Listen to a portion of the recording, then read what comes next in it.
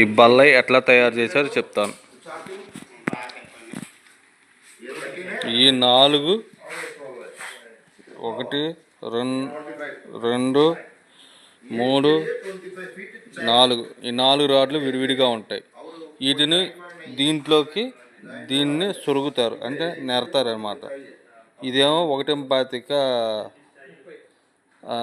ముక్క. ఆ ముక్కలకు 1 ఇంచి రాడ్ని సొరిగారు అనమాట, నెట్టారు. అట్లాగే ఇట్లా ఎల్లుగా చేసి ఒకటో నిలువుగా చేశారు. ఈ నిలువు దాంట్లోకి ఈ పైపుని కింద నుంచి కాలు అనమాట ఇట్లా చేశారు.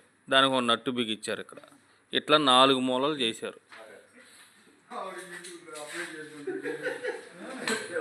ఇది ఒక న్యూ మోడల్లో చేసిన బల్ల. ఏంటంటే దూర ప్రాంతాలకి ఇక్కడి నుంచి ఢిల్లీ, నేపాల్ అటు వెళ్ళినప్పుడు ఈ బల్ల ఇట్లా పెట్టి దీని మీద ఏదైనా బుక్స్ కానీ ఏదైనా పెట్టుకొని చేసుకోవచ్చు. పెద్ద పెద్ద వ్యాపారస్తులకు పనికొచ్చింది. 4 నుంచి ఉన్నారు దీని మీద. చూడండి,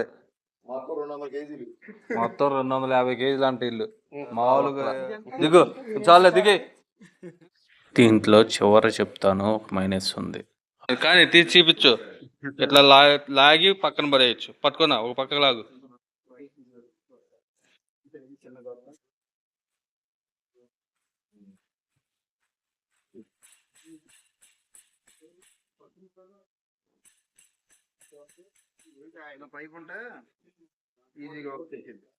మా వాళ్ళకి పైపుతో కొడతానికి బలం సరిపోవట్లేదు, అందుకే తీలేకపోతున్నాడు. అదిగో వచ్చేసింది, అదిగో వచ్చేసింది. అదిగో దేనికి దానికి తెస్తున్నా చూడండి. అబ్బా, ఎవరైనా బిగించుకోవచ్చు. ఇంట్లో ఉన్న వైపు కూడా బిగించు. స్త్రీలు కూడా బిగించవచ్చు. మొత్తం కుప్పేసేసాడు. 4 కాళ్ళు, 4 అడ్డాలు, 4 నిలువులు. ఒకటేమో ఇట్లా చేశారు, ఇంకోటేమో ఇట్లా పెట్టారు, ఇంకోటేమో ఇట్లా పెట్టారు అనమాట. దీనికి వెల్డింగ్ చేస్తారు. 3 మూలలు అనమాట.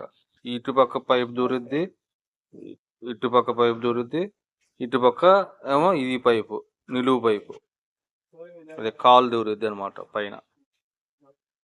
అట్లా తయారు చేస్తాం. ఇలా తయారు చేసాం అనమాట 3 మూలలది.